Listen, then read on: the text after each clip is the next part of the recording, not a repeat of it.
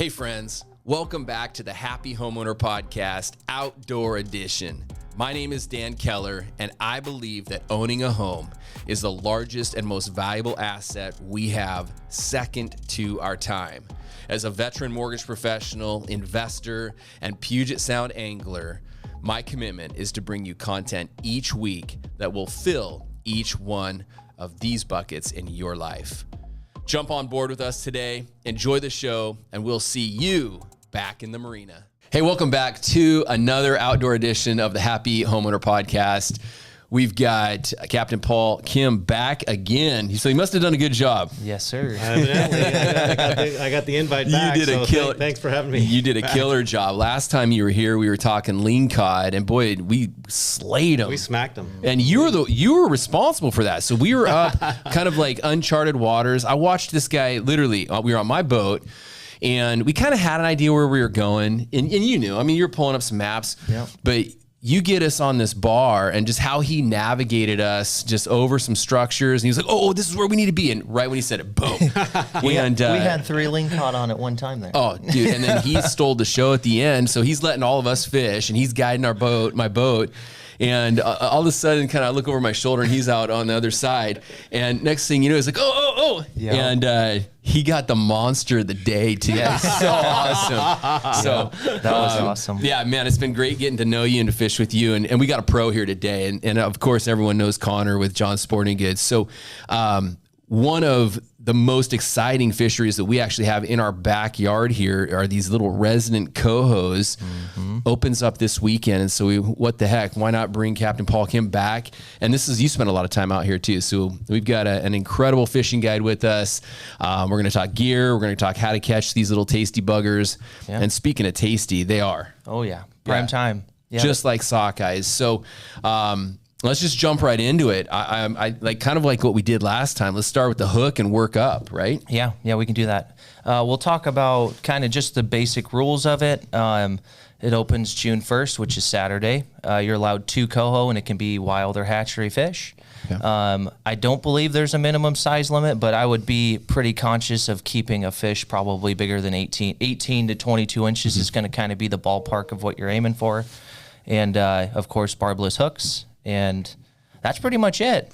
And to kind of give you a reference of where we're talking today, we're talking Area 10. Yep, yeah. Area 10. Area 10, yeah. Yep. So the deadline for that, for the reference point for you guys who are maybe just getting out there for the first time, you're going to want to draw a line from Point Wells on the Edmond side to the west, which is Apple Tree Point. There's a black and white day marker out there. So that's the deadline at Apple Tree Cove, okay? Yep. So make sure you're not north of that, or else, we've seen enforcement over there monitoring that deadline. So be smart, be careful, know your boundaries.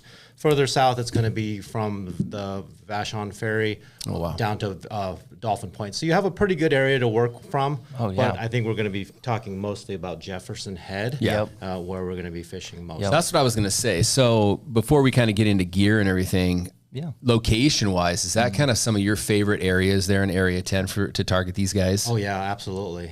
Because it's a bank that comes up right in the middle of the mid-channel of our Puget Sound, central Puget Sound, and it's just a mecca for bait to hang out. And so you got Possession to the north, and then you got Jeff Head just to the south of that. So that's kind of the next stop where these fish are going to pause, they're going to eat, and that's where we're going to intercept them. Absolutely. And are you out now? Obviously, these are suspended fish. Are you out in the middle, or kind of give us an idea like where we're at depth-wise fishing for these guys? We've got them anywhere in 600 feet of water out by the shipping lanes. There's a yellow buoy, navigation buoy right in the mid-channel there. We've got them out there. We've also got them on top of the bank. So it's really about finding these traveling schools of the fish to really key in on the success of whether or not you're going to do well. So how do we target these? How are you, if you were to give some tips for anglers on how to find out maybe where these guys are at, other than just going out there and starting to fish and see if you mark anything, is there a general rule of thumb?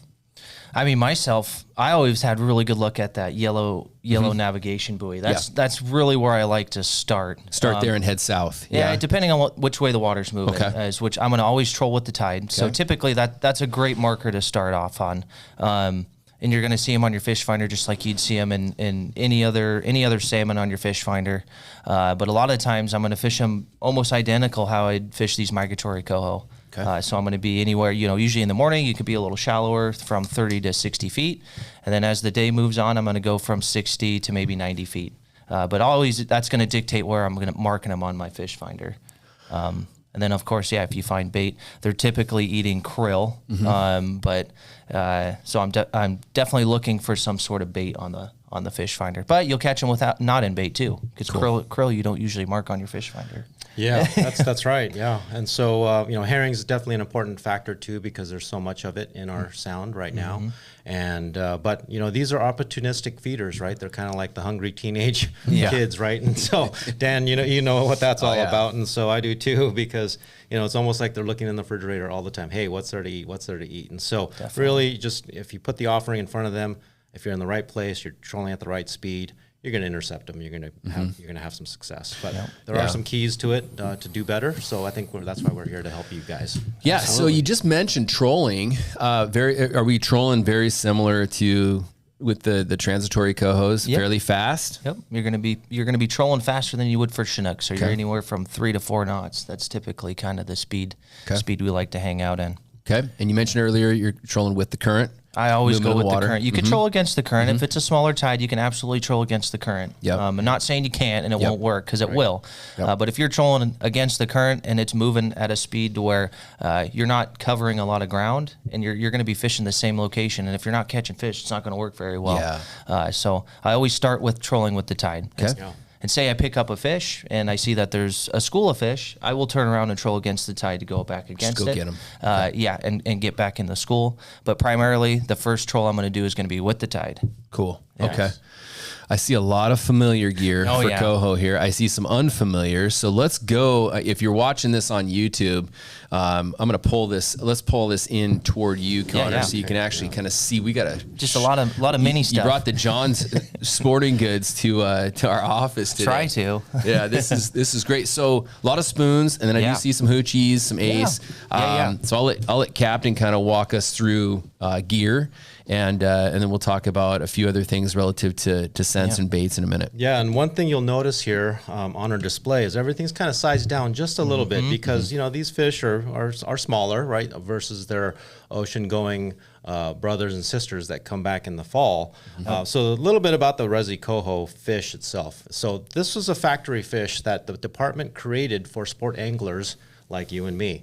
And so normally they wouldn't be around unless a hatchery program existed to provide an opportunity for sport anglers. So these fish are of hatchery origin, so that's why you could keep 2 clipped or unclipped, right?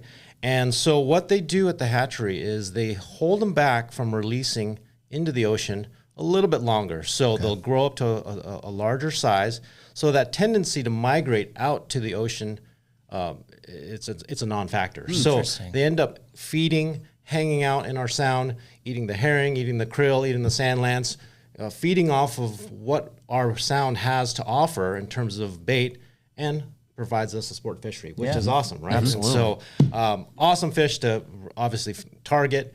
Even better on the table or the barbecue for food wise. So as we mentioned, we're sizing down a little bit. The flashers are a little bit smaller. We like to use a smaller flasher because we like that faster turnover on them. We're sizing down whether or not you want to use a spoon like this, or a candlefish imitation, like this. Yeah, they all work really well. There's something to be said about the squid imitations. The ace high flies are always should be a nice part of your tackle boxes. And just to be clear on those aces, you're going with the needle. Those are the needle. These are the needle fish. The smaller size. So certainly, I think Yamashita has like just a needlefish imitation like that, and I like that. And you can trim it down if you want to. You can run 2 hooks, up to 2 hooks, but make sure they're barbless and pinched. And you can choose whether or not you want to use scent or use a little salted herring strip. I sometimes even use a piece of really thin squid that's tapered. Because if you're going to fish with squid, give them a little bit of a squid scent as well. So absolutely. And it stays on there all day. It does. Yeah, it's really nice. Now on that particular, let's focus in on that setup you just pulled. Is that needlefish a little bit higher than normal, where you have a dragging? I have a bead insert. It's kind of a more. It's kind of an oblong insert on top of that. So so this hook in this case is a little bit too long. I usually like to have the trailer hook right at the very end of the skirt. So it's a little bit long on this, but you can. These are really interesting because you can put a bead on top of them and put a little smiley blade on top and kind of get really kind of fancy with them because these fish are just looking for a little bit different than the norm out there. The krill will be popping. It'll be popping when it's in there. So when they see something flashing or moving a little bit differently, they're gonna start pointing their heads and sniffing it out and then say, hey, that looks good. Yeah, that's the idea with the sparkles or the attention. The other thing I noticed on there too is you're running a little smaller hook than usual. Yeah, what size hook are you using? So with the needlefish, I'll run a smaller hook to begin with, and so this is just like a number 3, I believe. But typically I'm going to run a 3/0. Siwash. These are great because they're right out of the package. This is a product from West Coast Fishing Tackle. It's called the Sexy Spoon. Real nice 3/16 stainless steel. You can bend it to tweak it a little bit more. Super glow. It's got a ball bearing swivel on it. It's even got a little flutter tail on that. I don't know if you can see that in there. And super real nice glow properties to this. So you can pretty much take this out of the package, pinch the barb, tie it on, use a really shorter leader, 50 pound, 30 inches in that category, and pretty much put it onto any of these smaller flashers. You can use a bigger flasher if you want, but if you do, I'd recommend clipping it a little bit shorter than you normally would for the kings or the fall fish. Just so you get that nice quick turnover. And movement in the flasher as clipping it behind your ball a little shorter. A lot shorter. And then you're starting to carry these down at John's. I don't have any of those ones, but Paul has changed my mind this morning. I'm probably gonna buy a few of those. There's some great colors here. Look at this one. That one. That one's a herring aid color, and so like all this airbrushing, that's all hand painted on there too. And so, is that glow on the backside, or is that no glow on this chrome? one? But it's got a UV and a really nice clear coat. So some of our pro partners in Canada have been using these spoons. They've caught 35, 45 fish on these, and it looks like it just came out of the package. So really nice quality. For sure. And having that ball bearing swivel is nice, and then just that extra flutter tail, it just gives it a little extra flash, a little different presence to it. So give those a try. But obviously, all of this stuff works really well. I mean, even if you want to run a Rise Davis head, this is that herring aid color. These work great if you can find smaller size herring. I think Connor was mentioning that you're going to be carrying some yellow. I'm going to get some yellow label today. Little firecrackers. That'll be perfect for get this. those little minis, shove them inside one of those anchovy heads, and then get that spinning. And if you don't even want to run one of these flashers, you can just put on a 4-ounce mooching weight and just run that as a flat line, send it off as a shotgun rod or back there, and just have it doing its I seen another guy sitting here at this table kind of run a sheath like you do between your two hooks on that. You want to this is why we do this podcast, to give maybe some additional tips.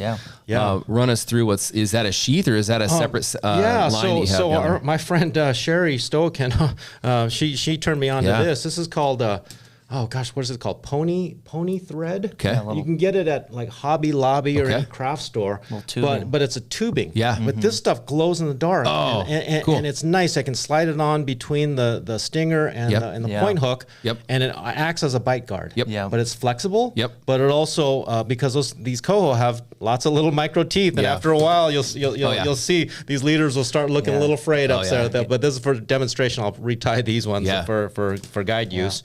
But you always want to make sure you got a nice sharp hook. So make sure you're using quality products like these Owners or Gamakatsu. I'd recommend, whatever you need. Connor and his staff are going to take really good care of you when you visit him in the store, and he'll help guide you on how you need to get this set up so that you can have a high degree of success. So then when we're tying our leaders, you're using the 30-pound I like Seaguar. 30-pound fluorocarbon. Okay. This is the Seaguar, the orange label, Stuffworks Keller. P-Line makes fluorocarbon too, works really well. But you can see a trend here. There's there's a lot of stuff here, but it's a lot of the same colors. We're using herring imitation, needlefish, candlefish colors. So this white UV works excellent. This is the same exact one I use for migratory coho.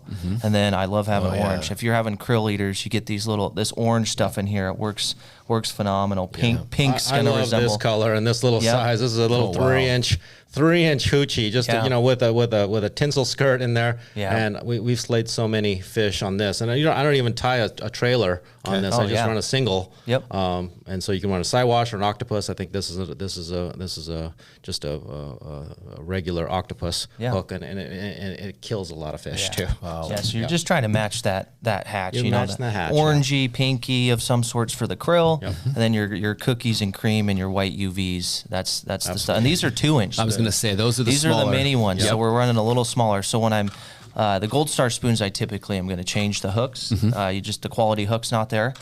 So I usually am preaching on the 3/0, but with the 2-inch spoon, you're going to put a 2/0. Okay. And the Stinger Siwash hooks, this is relatively big for a 2/0, you know, but it's a 2/0 Stinger Siwash hook, and those things are incredible. Nice. And then all of these squids and ace high flies, the needlefishes, I'm going to run a 3/0. Okay. Perfect. Yeah. And then leader length. What are you guys doing for leader length? When you're running these smaller boards, you can pull that squid in a little tighter. Okay. So 30 to 34 inches behind here is going to give you that acceptable kind of whip that you're looking for. You're looking for that nice quick turnover. Yep. Like cracking a whip, and you just want that instinctual grab, bite, and just fight.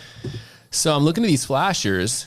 These are little 8s, right? Yeah, these are 8-inch flashers. So that's something new. I've fished for these guys before, but I've just used my old flashers, and I actually got one of these from you the other day, a little blinky. Yeah. But let's run through some flashers here too. So you're going smaller flasher. Smaller flasher. This is a hotspot 8-inch flasher. You got green haze. You got green glow. I don't know how important these colors are going to be, but I just like the size of these. And then like what me and Paul will do, I'm going to bring a little lighter rod just so it's a little bit more enjoyable when we're reeling these suckers in. So having a smaller flasher, I can get away with kind of running a little lighter gear. And then I haven't ran the blinkies for Resident Coho. I don't know if Paul has. I generally find that you don't have to, and so like that's kind of what I was thinking. Unless you got a real dark overcast day. Sure. But since we're fishing so high up on the water column too, generally we don't need it. Yeah. But nice to have though. Yeah, and that's why this UV tackle works really good for what we're doing. Yeah, we're not deep in the water column to where we're using the sunlight, the UV as a weapon. Yeah. Well, that's for those little UV Coho killer looking things. Oh yeah. Take a look at that. Yeah, that one's called the blue silver. Yeah, that one's I don't know if you can see. Yeah, look at the light hit. It just picks up. It's like a diamond because all those little facets and all of those little details. I mean, there's sparkles in there. There's a lot of detail. There's the lateral line. I mean, there's just the back of that, and it just really lights up and just gives them something to really turn and really consider if they want to grab that. Absolutely. So you mentioned a lighter rod. Of course, you can use your regular Coho fishing rods, but if you were to go with a lighter setup, what would that look like? I have 2 that I'm thinking of trying. I have one of them's a St. Croix. It's a 9-footer. It's a 10 to 17 pound rod. And then Lamiglass Redline, they make a kokanee rod. Oh, cool. And I don't know the poundage off the top of my head, but it's a wet noodle to say the least. And it might be one I'm going to try. And I'm not telling you guys you have to go out and buy new tackle or new rods and reels for this. Your summer Chinook and your summer Coho rods will be plenty sufficient. I'm just trying to make it a little more enjoyable. Yeah, and they're small. These are smaller fish, so you have a smaller rod. You'll maybe enjoy the fight a little bit better. That's right. Yeah. As far as on the reel, and this is it can be personal preference. What do you guys recommend? Braid? Do you recommend mono? What do you guys run on these reels? You're going to get 10,000 different answers. I like running braid. I typically am running a smaller reel. I run the Dakota 400s. So if I put 40-pound braid on there, I can get 220 yards of 40-pound braid, and then I'll tie a top shot. I usually put 100 feet on there just so I can cut back and keep using it for the whole summer. I don't have to keep changing it. But I run 20-pound Maxima top shot. Yeah, I saw a question on social media the other day was why is braid becoming so popular? And I think the easy answer was you can just put more of it on a smaller reel. You can have more control with a smaller reel, right? Yeah, there's a couple benefits. That's one of them for sure. So I can get away with using a smaller and lighter weight reel. The other part of it is there's no stretch. And the diameter of 40-pound braid is equivalent to, I think, 8 or 10 pound mono. So the diameter of it is extremely small. So when I'm hooking this in the release clip and say I'm sending it down 100 feet, when my braid's in the water, I don't have this huge bow to my release clip. Now I'm more, I got less of an angle. So when a fish hits it, I don't have to reel in a bunch more slack. I can do a couple cranks and now I have tension on that fish. Monofilament, you have a little more stretch and then you have a bigger bow in your line. So when you hook a fish, you got to do a lot more reeling to catch up to your flasher. And in my opinion, I think that's a huge benefit. Okay. How about you, Captain? Well, for trolling, when we're pulling gear, I like to use mono personally because I think it's a little bit of a shock absorber, especially for beginners out there.